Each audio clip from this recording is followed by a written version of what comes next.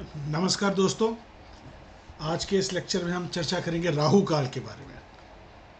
हर दिन एक ऐसा हिस्सा, एक स्पैन, एक ऐसी ड्यूरेशन होती है, एक सेगमेंट होता है दिन में जिसको हम राहु काल कहते हैं। और उस समय कोई भी कार्य करना वर्जित है। कोई भी ऑस्पिशियस बिगनिंग या कोई भी शुभ कार्य, गाड़ी खरीदना हो या हाउस वार्मिंग करनी हो या फिर कहीं भी आपको कोई बिजनेस मीटिंग कंडक्ट करनी हो, that is a very bad time not to be done so in the Rahu kaal, जो पीरियड है राहु काल। और उसकी कैसे कैलकुलेशन होती है, हर दिन आता है राहु काल। और राहु काल को कैसे निकालते हैं, देखिए, एक दिन जो पूरे 24 घंटे का है, जिसमें 12 घंटे अगर आप दिन के ले लीजिए तो 12 घंटे रात की, तो जो अप्रॉक्सीमेटली मान लीजिए 6 बजे सूर्योदय होता है और 6 बजे शाम को सूर्य अस्त होता है। Sun rises at 6 AM in the morning and sets in the evening at 6 PM।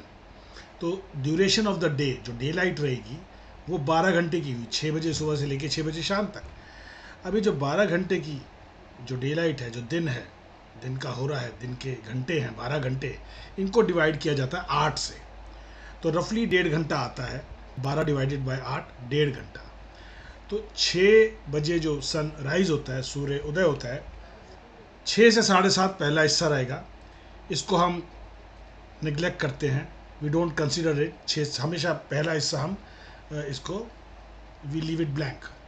उसके बाद दूसरा हिस्सा जो है 7:30 से 9 बजे का, वहाँ से हमारे 7 जो है, जैसे 8 में हमने डिवाइड किया, पहला हिस्सा हमने छोड़ दिया, तो 7:30 से 9, 9 से 10:30, 10:30 से 12, 12 से 1:30, 1:30 से 3, 3 से 4:30, 4:30 से फिर शाम को 6 बजे।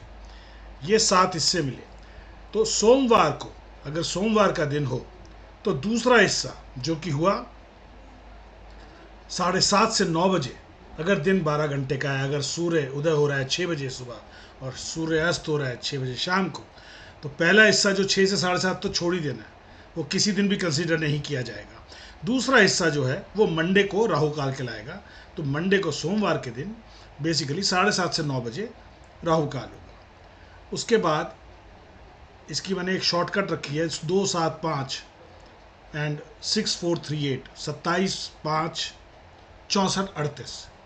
तो 27, 5, 64, 38 का क्या मतलब हुआ, जो दूसरा है, जो दूसरा पार्ट है 7:30 से 9 बजे, वो मंडे हुआ।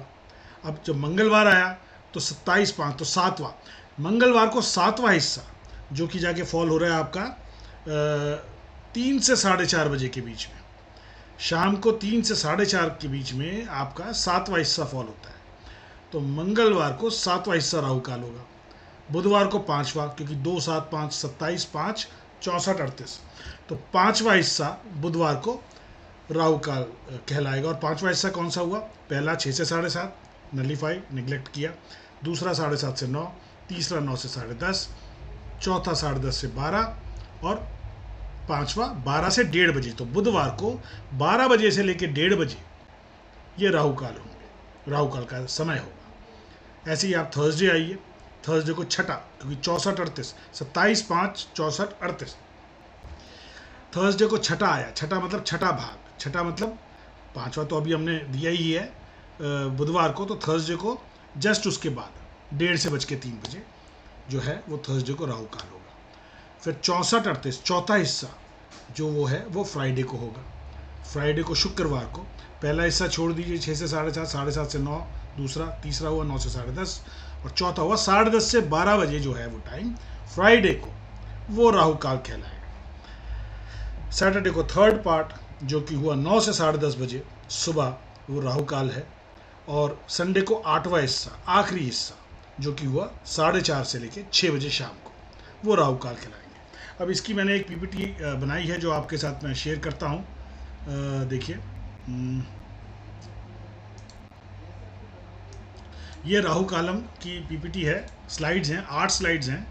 ये दूसरी स्लाइड्स में हमने ये लिखा है कि as per Indian astrology, Rahu kaal is specifically 1/8 day time part of the week days which approximates to 1.5 घंटा। अगर हम 12 घंटे का दिन लें, सुबह 6 बजे सनराइज होता है और शाम को 6 बजे सेट एक अप्रॉक्सीमेशन, एक एग्जाम्पल ले रहे हैं, तो 12 घंटे के दिन में अगर 8 करेंगे डिवाइड से, 12 को 8 से डिवाइड करेंगे तो 1.5 घंटे का एक हिस्सा आया, और उसमें से एक हिस्सा राहु काल कहलाता है।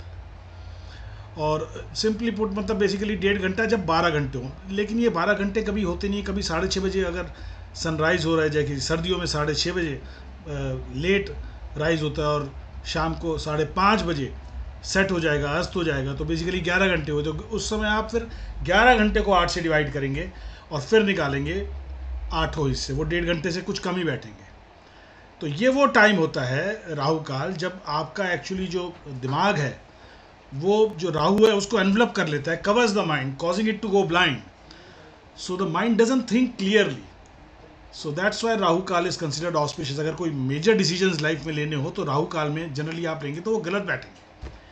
तो ये देखिए, ये वाली पीपीटी जिसमें मैंने आपको दिखाया है, दर्शाया है 2, 7, 5, 6, 4, 3, 8, 27, 5, 64, 38 मंडे को, मतलब अगर हम कंसिडर कर रहे हैं sun rises at 6 AM in the morning and sun sets at 6 PM in the evening, then Monday को सेकंड सेगमेंट 7:30 से 9 आपके राहु काल है, मंगलवार को 9 से 10:30 आपके राहु काल है, वेडनेसडे को बुधवार को 5वां सेगमेंट 10:30 से 12 राहु काल है, थर्सडे को 6 सेगमेंट 12 से 1:30 बजे राहु काल है, फ्राइडे को 4th सेगमेंट 1:30 से 3 बजे राहु काल है, सैटरडे को 3rd सेगमेंट 3 से 4:30 बजे राहु काल है, संडे को 8th सेगमेंट 4:30 से 6 बजे राहु काल है। और इसको याद करने के लिए जैसे कि 2, 7, 5, 64, 38 a short formula to remember Rahu kaal on any day, Monday 2, मंगलवार 7, Wednesday 5, Thursday 6, Friday 4, Saturday 3, Sunday 8, 27, 5, 64, 38। अब एक एग्जाम्पल ले लेते हैं, आज ही का दिन ले लेते हैं। आज दशहरा है और आज बेसिकली सन जो राइज, सूर्य जो उदय हुए थे, 12 अक्टूबर का दिन है आज, और सन जो उदय हुए आज 6:25 सुबह हुए हैं, और शाम को 17:39 मतलब 5:49 5:49 PM in the evening set होंगे। इस ड्यूरेशन ऑफ डे निकाला जाए तो 11 घंटे 24 मिनट बैठता है, और 11 घंटे 24 मिनट को अगर हम मिनट में कन्वर्ट कर ले, क्योंकि 1 घंटे में 60 मिनट होते हैं, तो ये 684 मिनट हुआ। 684 को हमने डिवाइड किया 8 से, ये एक लगभग इक्वल स्पैन बैठे 85 मिनट 30 सेकंड के, जो कि हुआ 1 घंटा 25 मिनट 30 सेकंड। अब 1 घंटा 25 मिनट 30 सेकंड के हमारे पास 8 स्पैन आ गए। आज की तारीख की बात कर रहे हैं हम, 12 अक्टूबर, आज दशहरा है 2024 का।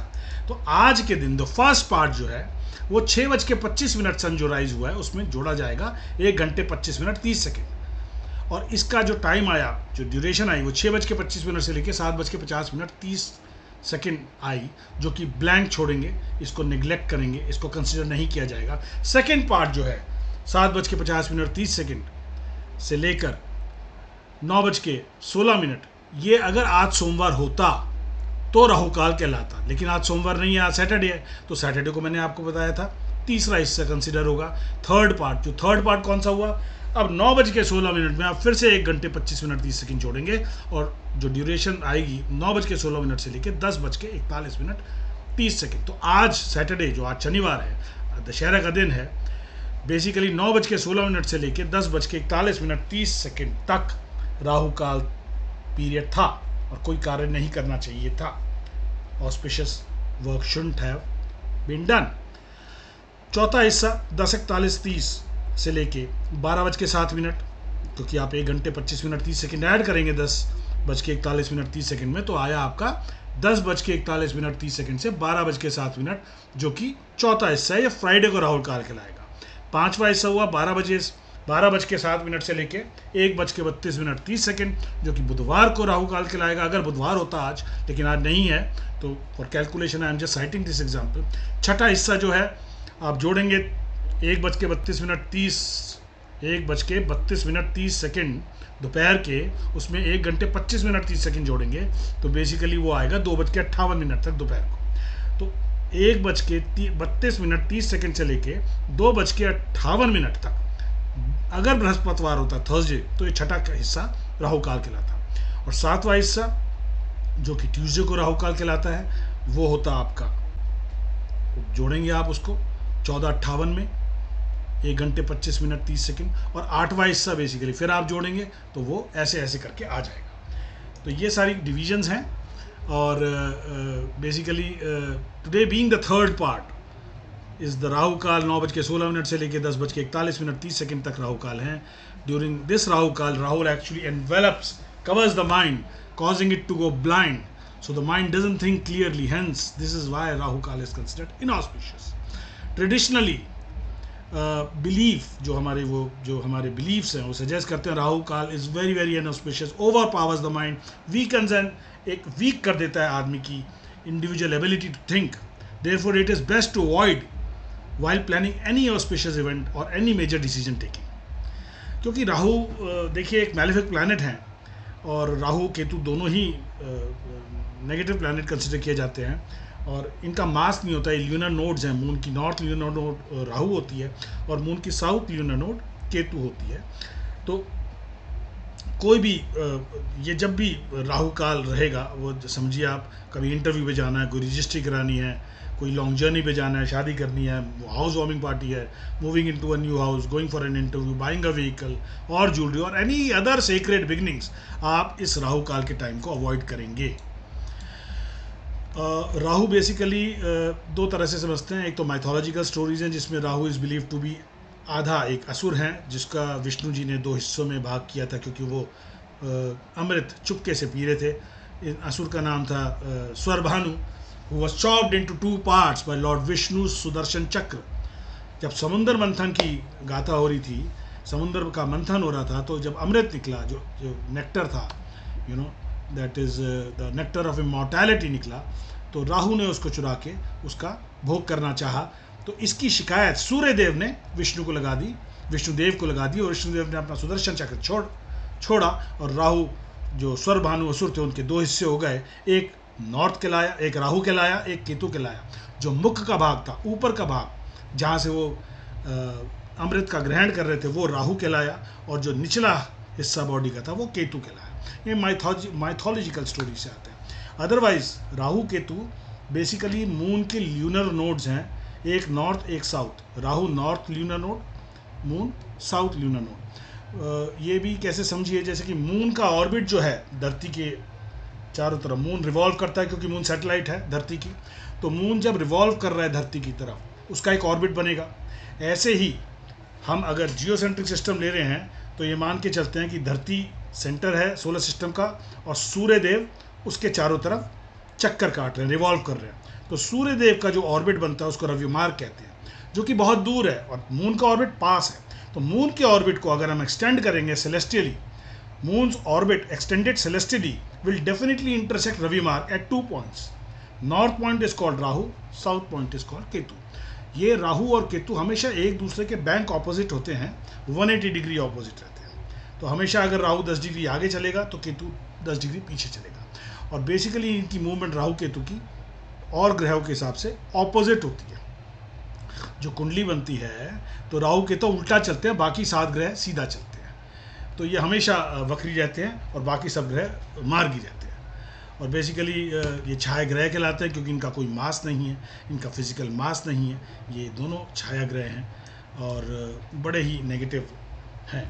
और इनको देखने के लिए राहु की महादशा वो सब बाद में हम चर्चा करेंगे. बहुत कुछ है राहु काल के लिए जो डिस्कस करेंगे हम.